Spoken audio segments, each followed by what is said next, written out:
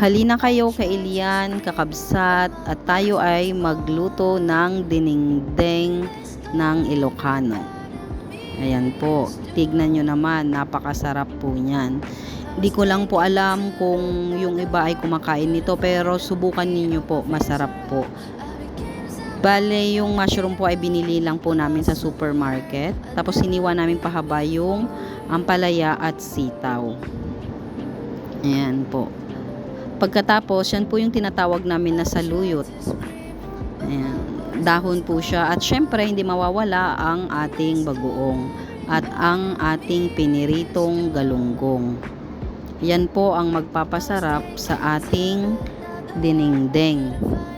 Papakuluan po natin yung piniritong isda para pumanuot po yung sarap ng isda sa sabaw po. Ayan po. Tapos saka isusunod natin yung mushroom. Ayan. Sa Ilocano po pala, hindi po to nawawala sa aming hapagkainan. Ito po talaga yung namimiss namin sa tuwing kami ay pupunta sa ibang lugar. Dahil syempre yung iba po kasi hindi po talaga sila kumakain ng ganito. Pero kaming mga Ilocano ay syempre sarap na sarap po dito. At yan na po, inilagay na po natin ang sitaw. Ayan, kasi po yan po yung mga medyo matagal po siyang maluto.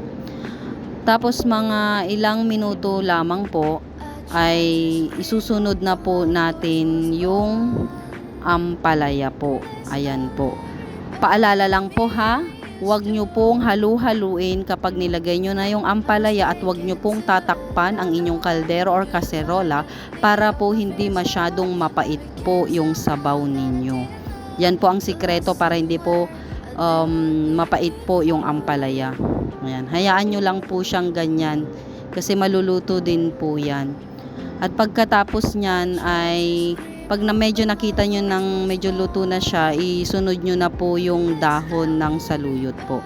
Ayan. Hayaan nyo lang po na ganyan yan kasi magsusubside din po yan pag medyo naluto na po siya. Ayan po. So, napadami po tayo ng saluyot dahil yan po ang aming paborito. Ayan.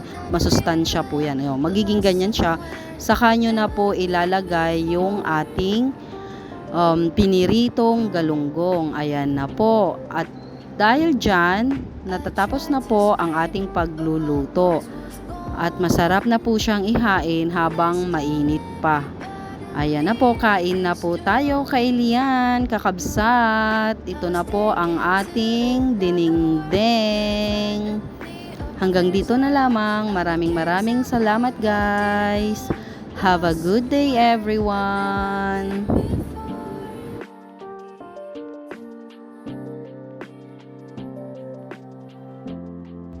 I tried to scream, but my voice was gone. And they stole every part of me I used to own. I was taken